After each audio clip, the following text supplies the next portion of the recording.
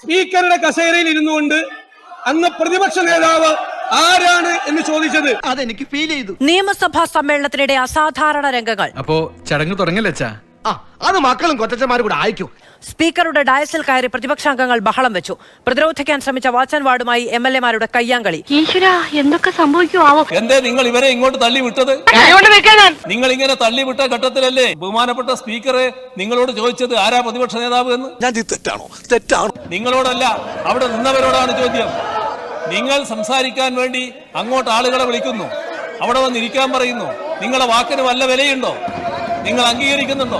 പ്രഭാകരേട്ടന് വീട്ടില് വിലയില്ലെങ്കിലും നാട്ടില് പുല്ല് വിലയാ. സതീശൻ എന്ന് പറയുന്നത് കാപട്യത്തിന്റെ മൂർത്തീകരണമാണ്. ഞാൻ പറയുന്നു, അവനൊരു സാമൂഹ്യ ദുരന്തമാണ്. ഈ ആരോപണത്തെ കുറിച്ച് ഭ്രാന്തി വിളക്ക് എന്താണ് പറയാൻ? ഒരു ബലപരീക്ഷണത്തിനാണ് നിന്റെ പുറപ്പാടെങ്കിൽ ഇതാ ഞാനും തയ്യാറായി കഴിഞ്ഞു. മുഖ്യമന്ത്രി പല പ്രാവശ്യം ആവർത്തിച്ചാണ് ഈ നിലവാരമില്ലായ്മ. പല തവണയായി താനിത് ആവർത്തിക്കുന്നു, ഞാനത് ശ്രദ്ധിക്കുന്നു. പല പ്രാവശ്യം ആവർത്തിച്ചാണ് ഈ നിലവാരമില്ലായ്മ. അത് സ്വയം കണ്ണാടിയിൽ നോക്കിയാൽ മതി. എല്ലാ ദിവസവും പ്രാർത്ഥിക്കുമ്പോൾ ഞാൻ പ്രാർത്ഥിക്കുന്ന ഒരു കാര്യം, അങ്ങേ പോലെ ഒരു അഴിമതിക്കാരനാകരുതെന്നും നിലവാരമില്ലാത്ത അതെങ്ങനെയുണ്ട് അളിയന്മാരെ?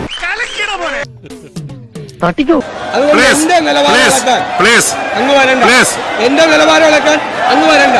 എന്ത് പറ്റി? ആളുകൾക്ക് ഇപ്പൊ പഴയ പോലെ പോലീസിനെ പേടില്ലാണ്ടായോ? എന്ത് കലക്കണം? അവന്റെ ഒടുക്കത്തെ കലക്ക. ഇനി ഞാൻ കലക്ക. ആ ധാരണ വേണ്ട, അത്തരമൊരു ധാരണയിൽ തുടങ്ങുകയും വേണ്ട. സതീശനല്ല പിണറായി വിജയൻ.